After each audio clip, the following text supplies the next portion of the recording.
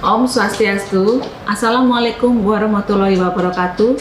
Shalom, Namo Buddhaya, salam kebajikan bagi kita semua. Perkenalkan, saya Kurniasih Widayati, dosen Prodi Ilmu Keperawatan Stikes Damsmen Udayana Denpasar, Bali. Pada kesempatan ini saya akan menjelaskan salah satu mata kuliah yang saya ampu, yaitu keperawatan anak. Mata kuliah keperawatan anak ini merupakan mata kuliah wajib asosiasi yang memiliki bobot 2 SKS, 1 SKS teori dan 1 SKS praktek yang diberikan pada semester 4. Saat mahasiswa mengikuti perkuliahan keperawatan anak, maka diharapkan mahasiswa mampu memahami tentang konsep dan teori serta praktek atau aplikasi asuhan keperawatan anak pada rentang sehat dan sakit sesuai pertumbuhan dan perkembangan anak dengan memperhatikan prinsip-prinsip yang aman dan efektif melalui pendekatan proses asuhan keperawatan. Untuk mencapai kemampuan tersebut, mahasiswa harus mengikuti perkuliahan selama 1 semester dengan jumlah pertemuan 16 kali pertemuan yang termasuk di dalamnya adalah UTS, UAS, dan uji praktek lapangan di laboratorium keperawatan. Sebelum memulai perkuliahan, biasanya saya akan menjelaskan RPS dan juga membuat kontrak belajar dengan mahasiswa. Adapun capaian pembelajaran mata kuliah keperawatan anak meliputi mampu menguasai teknik, prinsip, dan prosedur konsep neonatal, konsep keperawatan anak sehat, konsep tumbuh kembang, prosedur sistem perlindungan anak, kemudian mampu memberikan asuhan keperawatan pada anak sakit, kemudian mampu memberikan asuhan keperawatan pada anak dengan gangguan sistem pemenuhan oksigen, gangguan pemenuhan kebutuhan cairan dan elektrolit, serta gangguan pemenuhan nutrisi. Kemudian mampu memberikan asuhan keperawatan pada anak dengan gangguan sistem pencernaan, perkemian, dan kelainan kongenital, serta mampu mengumpulkan data, menganalisasi, merumuskan masalah, merencanakan, mendokumentasikan, dan menyajikan informasi asuhan keperawatan pada bayi risiko tinggi. Kemudian pada anak dengan kebutuhan khusus. Yang terakhir, mahasiswa mampu menunjukkan kinerja dengan mutu dan kuantitas yang terukur, manajemen terpadu balita sakit atau MTBS. Selama proses pembelajaran, saya menggunakan sistem pembelajaran DIA, yaitu Delivery, Interaction, dan Assessment. Untuk strategi delivery, biasanya saya menggunakan berbagai literatur dan jurnal-jurnal terbaru, baik jurnal nasional maupun jurnal internasional.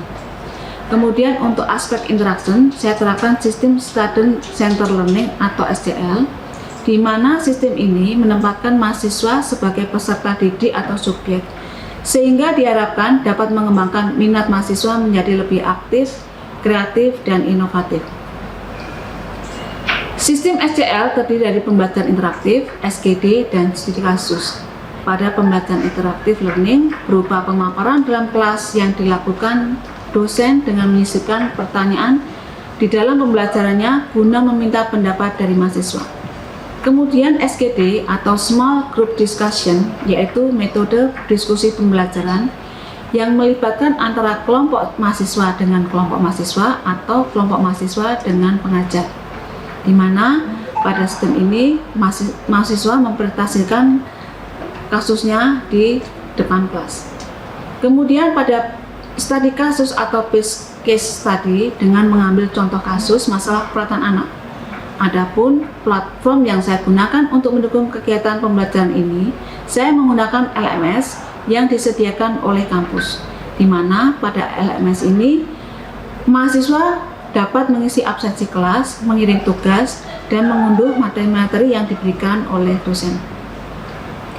Pada aspek asesmen adalah pencapaian mahasiswa yang dinilai secara objektif untuk mengukur kemampuan mahasiswa. Adapun penilaian-penilaian yang diterapkan sudah disepakati dan disampaikan di awal kontrak perkuliahan.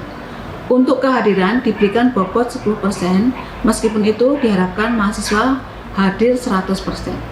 Kemudian untuk penugasan dan keaktifan kelas diberi bobot nilai 20%. Sedangkan persentase UTS dan UAS diberi bobot yang sama, yaitu 30%. Soal merujuk pada soal uji kompetensi pra. sehingga mahasiswa terbiasa dengan soal uji kompetensi.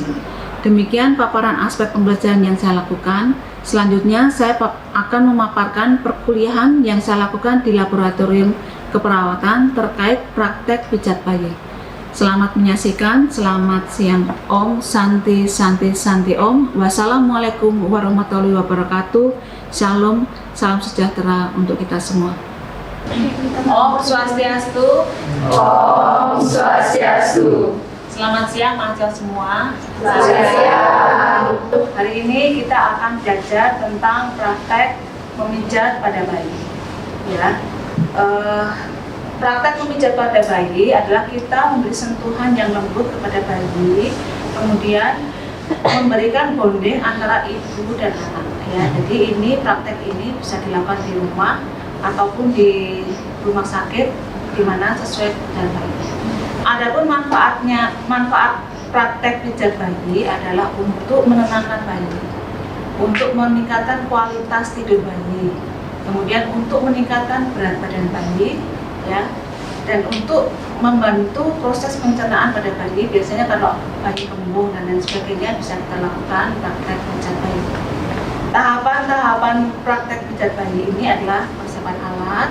Yang pertama kita menyiapkan alas yang lembut untuk bayi, kemudian baby oil dan baju bersih untuk bayi. Kemudian tahap berinteraksi, kita harus meminta izin ya kepada ibu atau kepada bayi itu sendiri. Meskipun bayi ini masih kecil, tapi kita tetap harus meminta izin kepada klien kita atau pasien kita. Ya, jadi kita memperkenalkan diri kita, selamat pagi adik atau selamat pagi nak gitu. Ini saya perawat asih mau melakukan praktek pijat bayi selama 10 sampai 15 menit.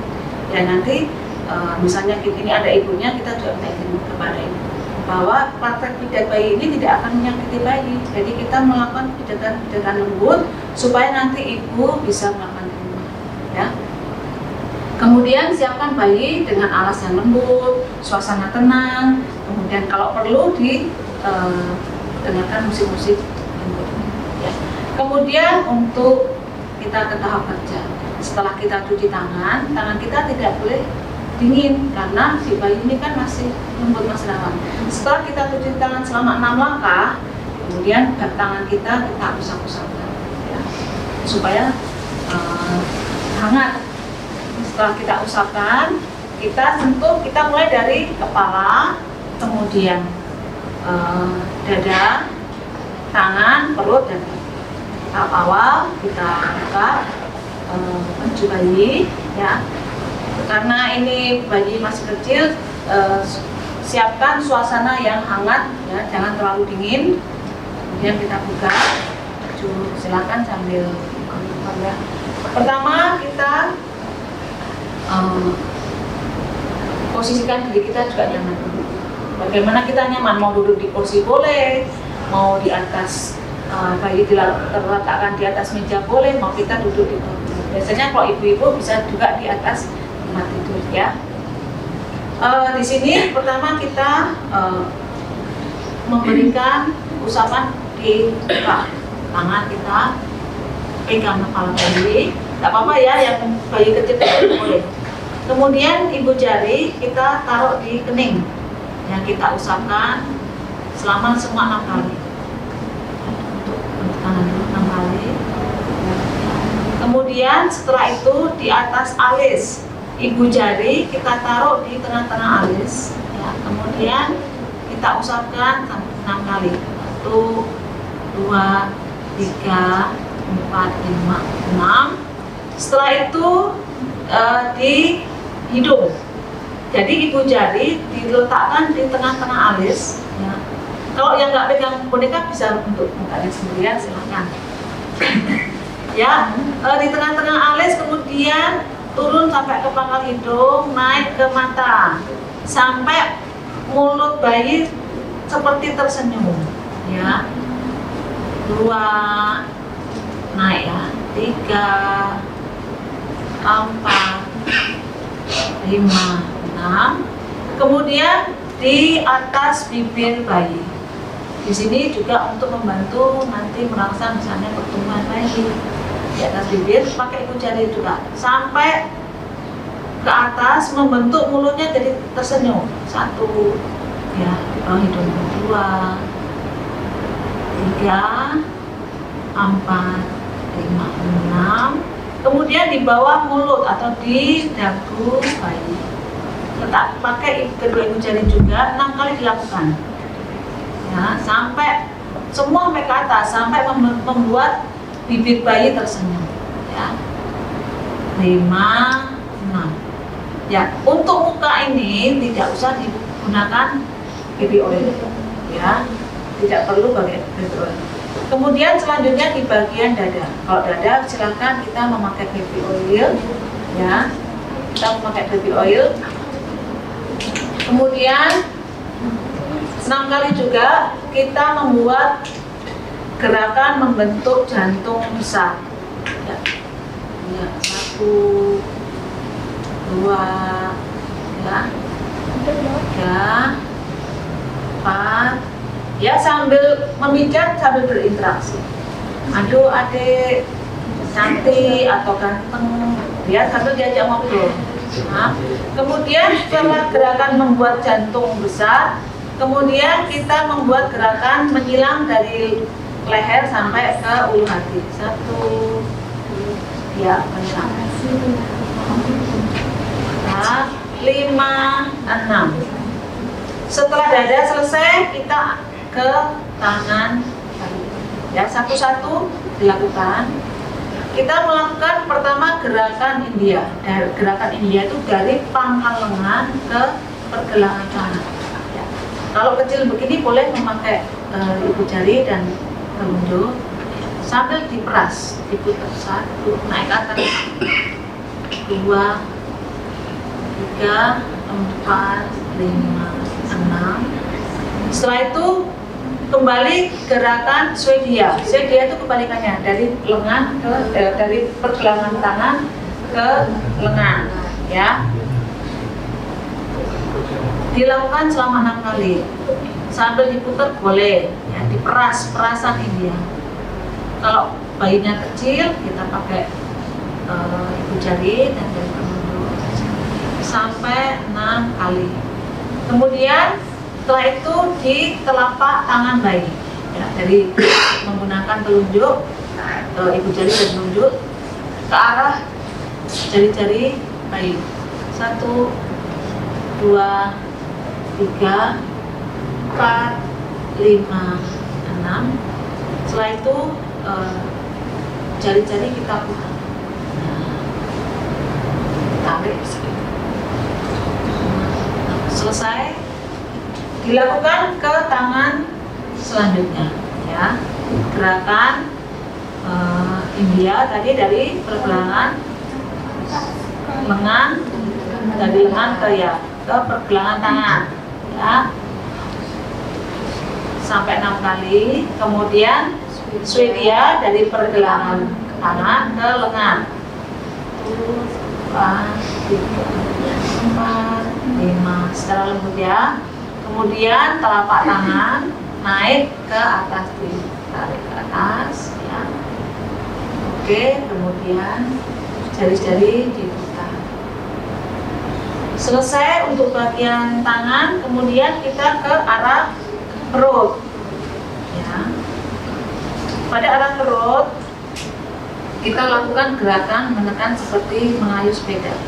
1, 2, 3, 4. Ya, gerakannya begini, ya. 5, 6. Oke. Kalau sudah, ini fungsinya untuk mengurangi andai kata si bayi ada kemungkinan atau gangguan pencernaan. Kemudian kita membentuk gerakan I love you. I dari ke arah ke perut bayi sebelah kiri, ya. Turun 1, 2, 3, 4, 5, 6. Kemudian huruf L terbalik, ya.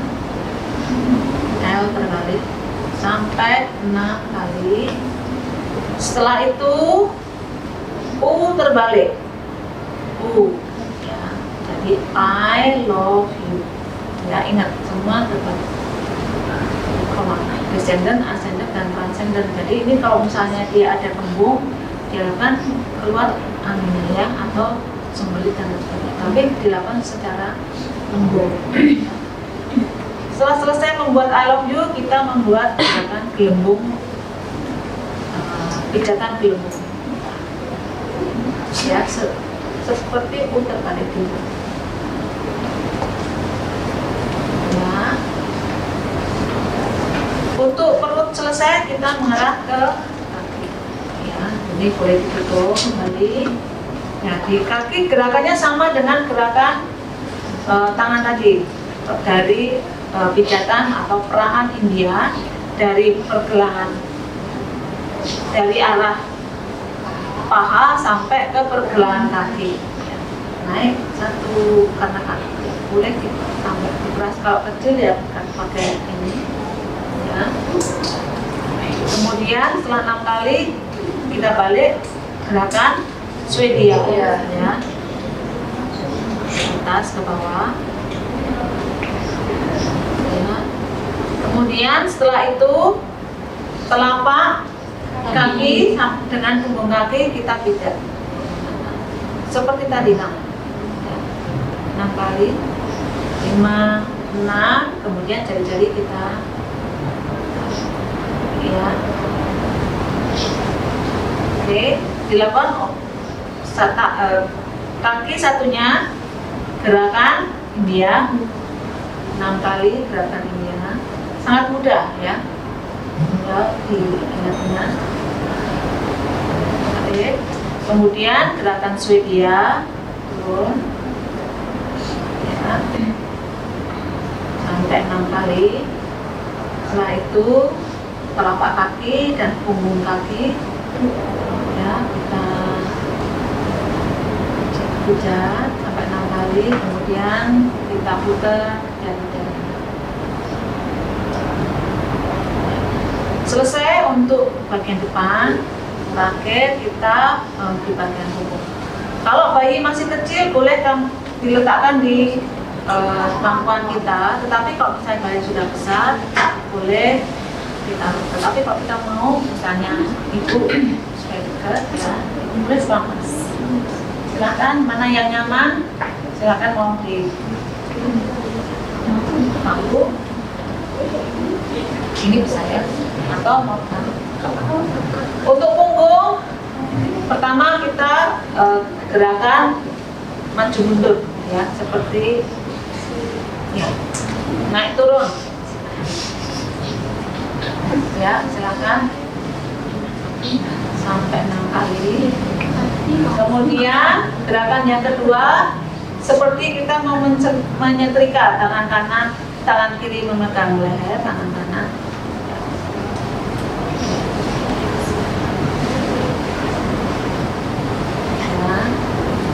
Gerakan ketiga kita melakukan pijatan putar pada punggung bayi. Ya, mungkin semua juga suka dipijatkan. Ada yang enggak ya? Untuk relaksasi. Kalau habis dipijat nanti kita malamnya bisa tidur nyenyak. Ini bayi juga tidur. Setelah kita lakukan pemijatan putaran, gerakan terakhir kita seperti menggaruk ya.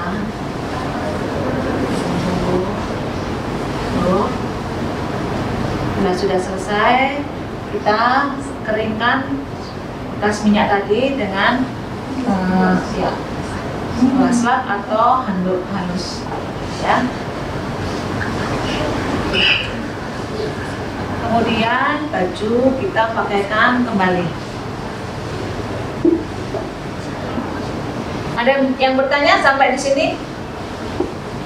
Ada yang bertanya? Silakan. Pertanyaan itu pijat bayi ini saat kapan bisa dilakukan? Ya, pijat bayi ini sebenarnya sewaktu-waktu bisa dilakukan ya, tetapi paling tidak kita harus memperhatikan kondisi bayi. Kalau bayi sedang tidur ya jangan dibangunkan untuk pijat bayi, atau bayi sedang rewel jangan dilakukan pijat bayi. Jadi ibu mau melakukan kapan saja boleh. ya, selama bayi ini dalam kondisi sehat dan nyaman. Ya, kalau sedang menangis atau gelisah jangan dilakukan pijat bayi. Oke, silakan. Ada lagi pertanyaan? Sudah jelas sampai ke sini?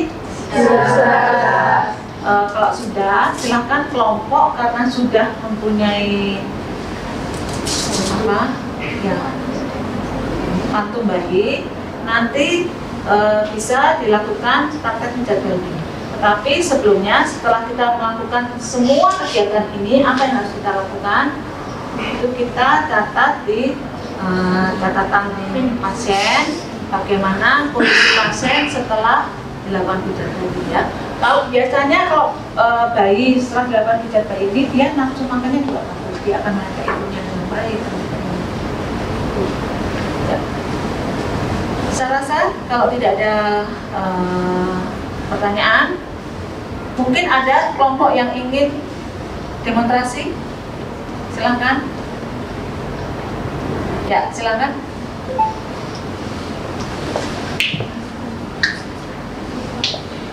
Pertama, lakukan orientasi kepada ibu bayi dan kepada bayi itu sendiri untuk menjelaskan tujuan dan manfaat yang didapatkan setelah tindakan mereka. Selanjutnya, siapkan alas yang empuk, lalu lepaskan dulu.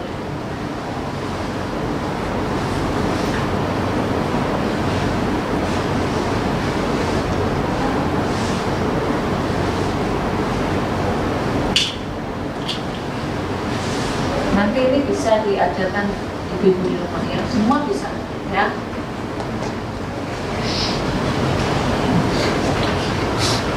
Sebelum itu jangan lupa cuci tangan membakar supaya dari posisi. Selanjutnya mulai dari hangatkan tangan terlebih dahulu agar bayi tidak. Nah itu kita mulai dari daerah kepala.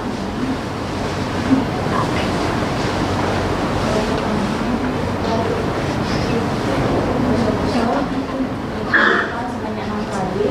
Selanjutnya besok dari alis enaknya ini sebanyak 6 kali juga, baru alisnya sebanyak 6 kali, hidung dan dari sama tersenyum ini sebanyak 6 kali, lalu di atas mulut tarik juga sebanyak 6 kali, selanjutnya di bawah mulut tarik ke atas juga sebanyak 6 kali. Selanjutnya di badan kita menggunakan baby oil. Pertama bentuk jantung besar, lakukan sebanyak 6 kali juga. Selanjutnya silang pada leher evakuasi ini juga sebanyak 6 kali. Selanjutnya di tangan dan gerakan dia yaitu dari bawah hingga ke atas, ini bisa dibuka-buka sebanyak 6 kali. Selanjutnya gerakan sudia dari pergelangan tangan ke bawah, ini sebanyak 6 kali juga. Selanjutnya bisa kita pijat telapak tangan bayi sebanyak 6 kali. Selanjutnya jari-jari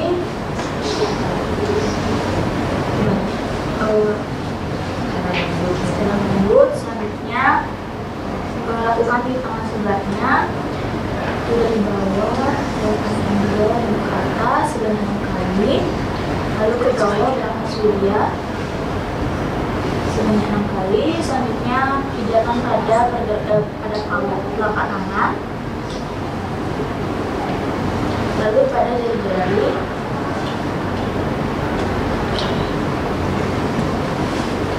Selanjutnya perut.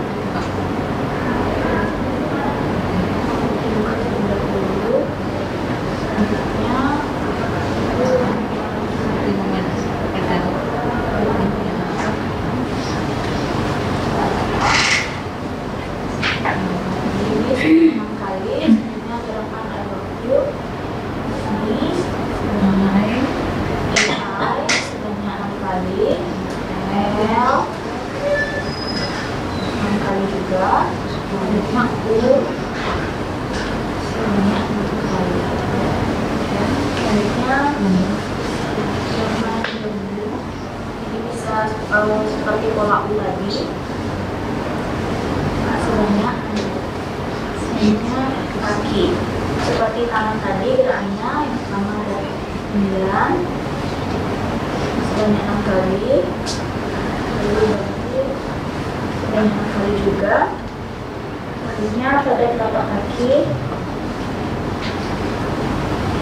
dan ujung jari kaki.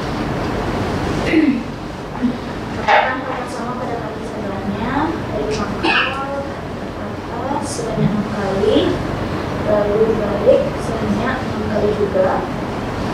Selanjutnya punggung empat telapak kaki dipijat juga, lalu ujung jari kaki juga.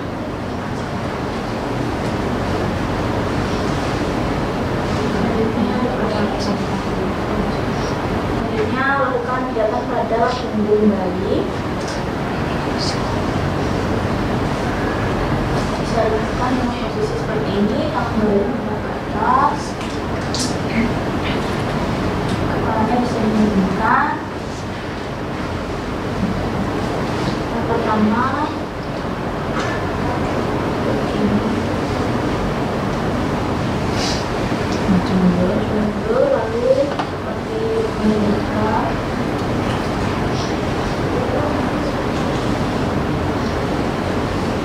lalu berikan pijatan kecil di punggung bayi.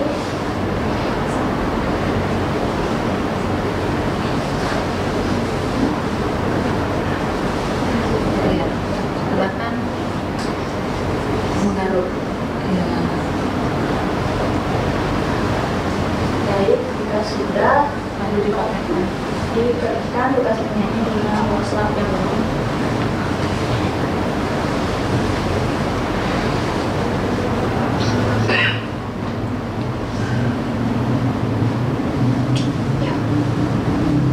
Selanjutnya bisa dipakaikan baju. Ya. Terima kasih untuk kelompok 1 ya.